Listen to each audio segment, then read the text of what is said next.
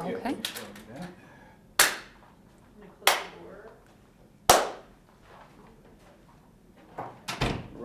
Where should I look? Me. Yeah, look. Great. Okay. All right, well, Christina, thank you so much for joining us today. We really appreciate it. Thank you for having me. Absolutely. So I want to start by asking you to kind of take me back. What motivated you? Why did you want to run for Iowa's 1st Congressional District? Yeah, well, thanks. So this is a really important election. You know, there's a lot at stake here. And when I see what's happening in Southeast Iowa, I know that people need a voice.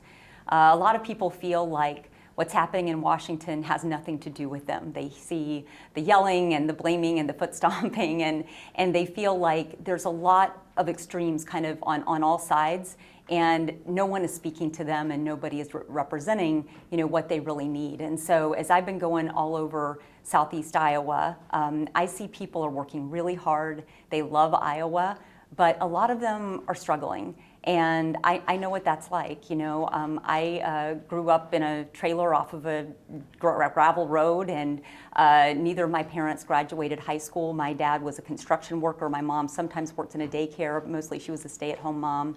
And, you know, I don't think I've ever seen two people who worked harder just to put food on the table. And, you know, we did okay, you know. I always joke that one of the happiest days of my life was when we got our double wide trailer. We had a lot more space than we ever had before. But, you know, one of the hardest times was when my dad had gotten sick with emphysema. He had that for about 10 years. And just as he got really, really sick, they canceled his health insurance. And at that point, you know, we really had no choices. We pretty much lost everything. And it was really because of public education, lifting me out of poverty, giving me opportunities, things like Social Security and Medicare that were really lifelines for my family that helped to, you know, allow me really to work my way through engineering school and law school and make a life. And as I've been talking to people all over the district, you know, those kinds of struggles are very real for people in Southeast Iowa.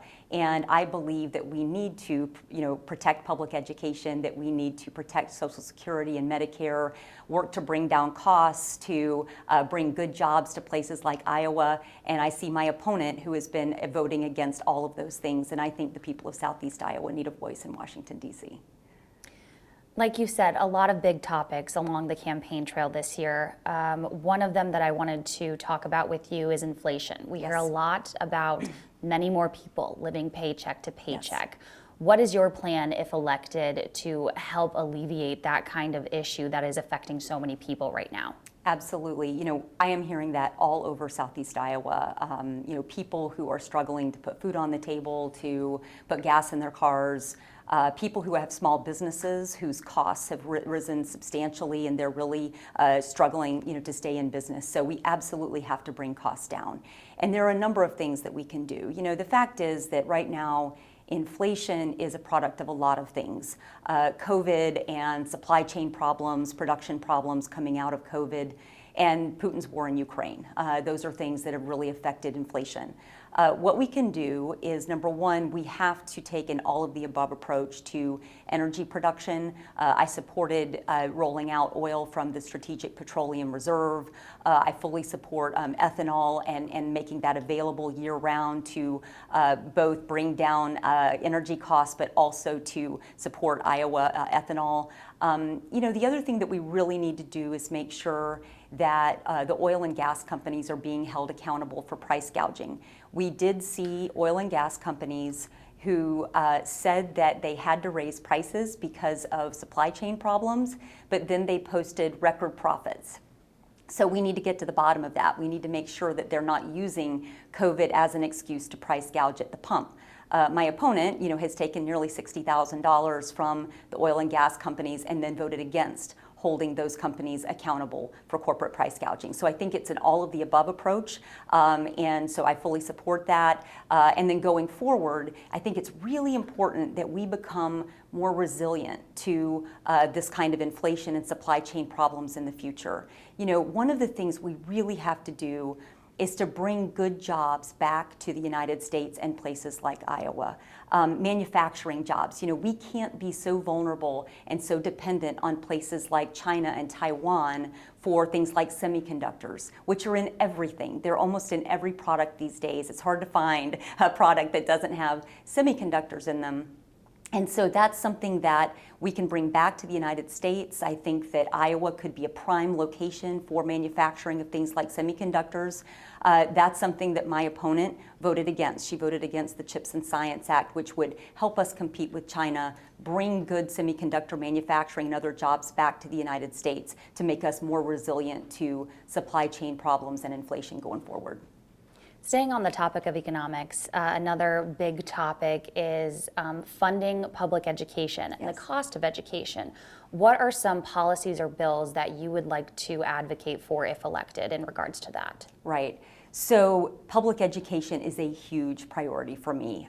It changed my life. I owe my life to public school teachers. You know, I was public school all the way from K to 12 to engineering school and law school. And it was really my school teachers who prepared me for engineering school and for law school and to go on to have a good career. And you know what we're seeing right now in Iowa is a disinvestment in public education. You know, we are not currently funding our public schools to keep up with inflation, even during ordinary inflationary times. So I think that this is really a mistake. And we need to invest in education from pre-K and K through 12 to community colleges and universities, skills training, apprenticeships across the board. I would like to see a national investment in our public schools, you know, obviously keeping local control. So I think that we really do need to make that investment. You know, countries like China are very much investing in their education. We cannot afford to fall behind. You know, the other thing I'll say is that as I've gone around all over Southeast Iowa, I've had, it seems like the same conversation over and over with different manufacturing plants. I've had it with Weiler Industries in Knoxville. I had it the other day with a group of business leaders in Davenport. And what they are saying is that they don't have the workforce and the skilled talent that they need to keep their businesses going, especially in you know, engineering and science and those kinds of things.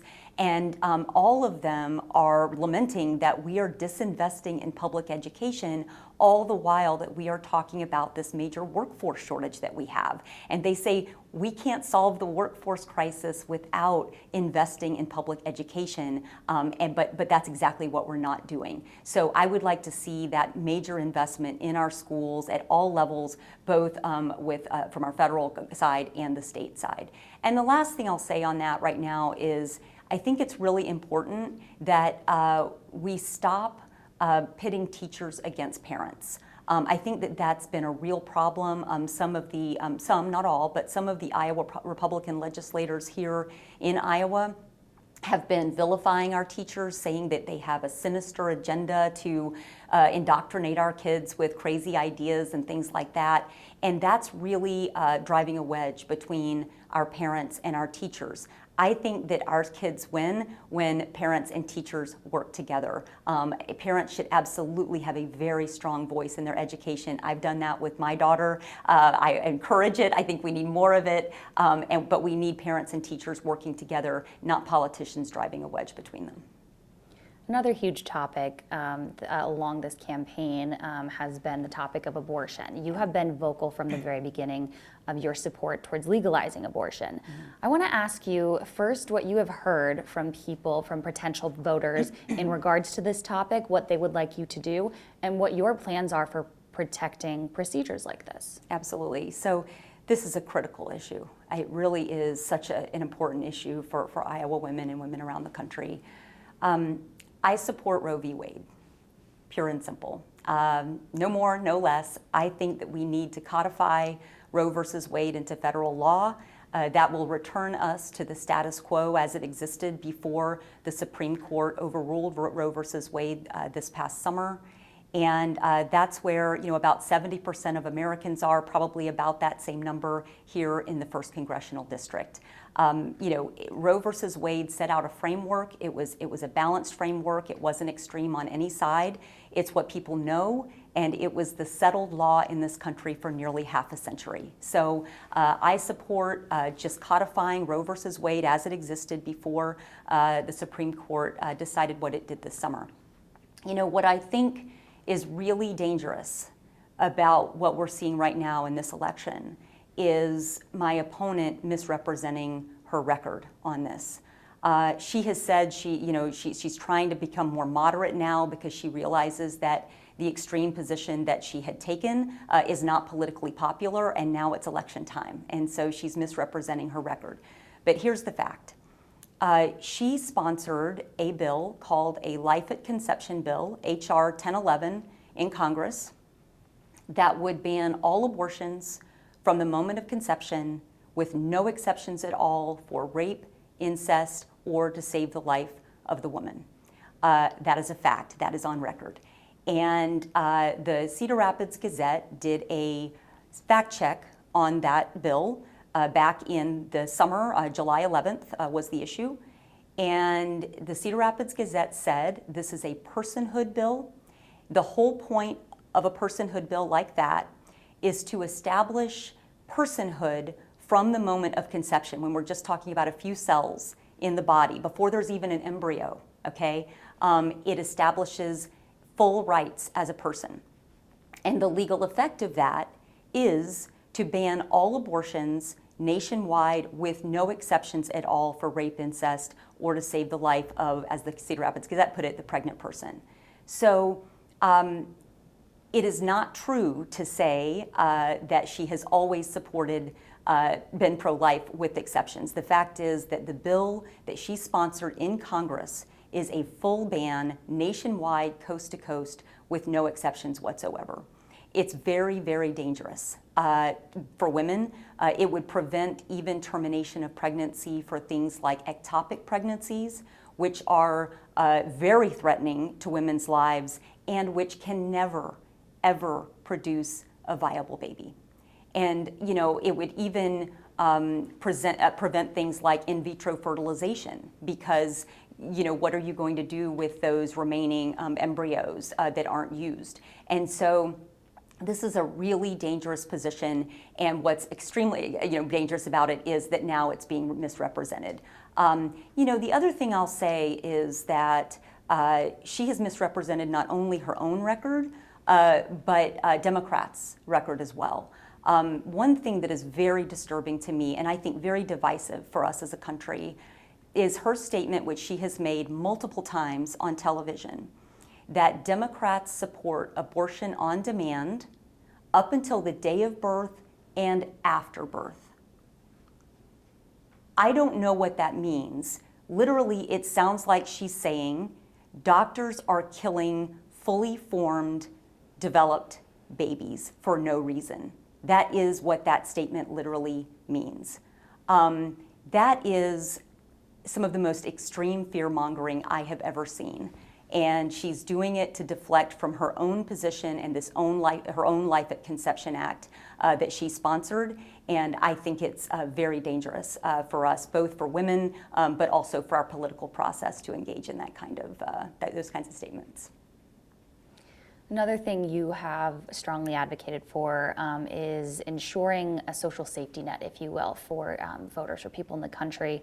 Tell me about what you want to do for the older generations, for older voters if elected. Yeah, this is near and dear to my heart. Both of my grandmothers lived with us for a long time.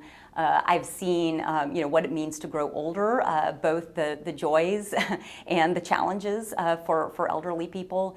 And in the legislature, I worked really hard on an elder abuse prevention bill. That would be a comprehensive bill to prevent and punish elder abuse, whether it's emotional, financial, or physical. And so I'm really proud of that. That was passed into law. It was a bipartisan bill, so I feel really good about that. But we do need to make sure that our elderly do have access to benefits that they earned in their lifetime. Social Security and Medicare are earned benefits. And I know from my own life what lifelines they are for people. When I was growing up with my dad losing his health insurance and us already struggling from paycheck to paycheck, Social Security and Medicare were absolutely essential for our family. And I'm hearing that a lot when I'm talking to people out in the district. And the fact is that my opponent has consistently said that she would support privatizing Social Security and raising the retirement age. And I can tell you that that is not where the people of Southeast Iowa are on that issue. She also has voted against letting Medicare negotiate for lower drug prices and against capping the price of insulin for seniors on Medicare. She even went so far as to blame seniors using Medicare for the high cost of health care at one point. So, you know, this is just not kind of where average Southeast Iowans are. You know, when you look at this district, the median income here is about $45,000, give or take. That's not a lot of money. This is not a district full of very hyper wealthy people with enormous retirement plans. This is working people who look forward to their retirement and being able to at least keep their lights on and get their prescription drugs that they need. And so I will always fully support Social Security and Medicare. Let's also talk about climate change. You've talked about how that's affecting particularly agriculture within Iowa. What bills or policies would you like to advocate for if elected? Yeah, that is such an important question, you know, especially here for Iowa where we're so dependent on our agricultural economy. But it's important for our young people too. I mean, I don't think that we don't want to leave our young people with a planet where they live in dread of the next derecho or the next hurricane or flood, you know, and so we need to take action on this now. But the great news for Iowa is that climate change and taking action on climate change can be a huge opportunity for us and our economy here, because for two reasons, really. One is that our farmers can be part of the solution, and they want to be. I think our farmers are increasingly seeing that climate change is an issue for them. They're seeing droughts, extreme heat days, their growing season is unpredictable. And so I think that what we can do is make sure that we bring our farmers in and that they are part of the solution. Because one of the things I have seen through my work, I was an environmental engineer with the Florida Department of Environmental Protection before I went to law school. And one of the things I've seen very clearly is that when it comes to things like environmental issues, it's really important to bring people in and have government work with the people they're regulating rather than against. And so what I would want to do is have our farmers be part of that conversation and that solution. We can give farmers the resources they need to engage in sustainable practices, you know, cover crops and other kinds of farming practices to, you know, enhance their soil health while also taking carbon out of the atmosphere. So that's just a win-win for our farmers. The other thing is it's a win for our renewable energy industry here in Iowa. You know, Iowa doesn't have oil drills and refineries. That's not what we have here in Iowa. What we have is renewable energy. We have sun, solar, we have wind, we have ethanol, and so you know this is a great opportunity for us here in Iowa to grow that energy.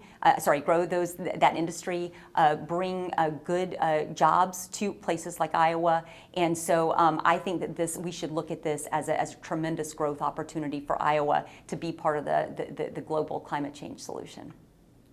Before we wrap up, is there any other topics that I have not referenced or I'm neglecting to talk about that you feel is important to add as part of, and now that you know we are 22 days away from election night? Yeah, just getting out the vote. It's so important to vote. You know, we see here that this is a race that our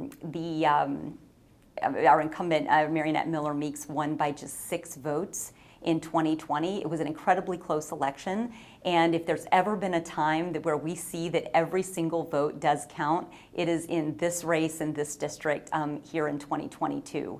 And so this is a time that we all need to come together to really do something good for the people of Southeast Iowa. One of the things I have heard the most is that people are just so tired of the fighting. They are so tired of fighting between Republicans, Democrats, even independents.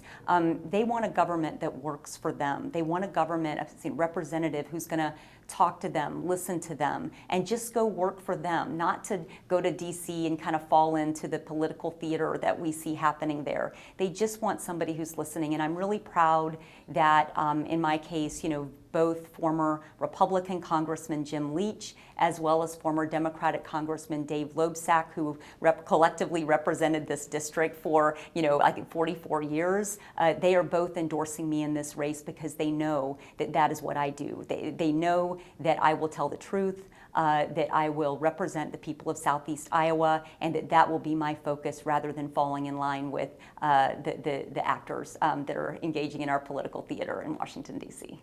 Well, thank you so much again for joining us. We appreciate it. Yeah, thank you. Thank you.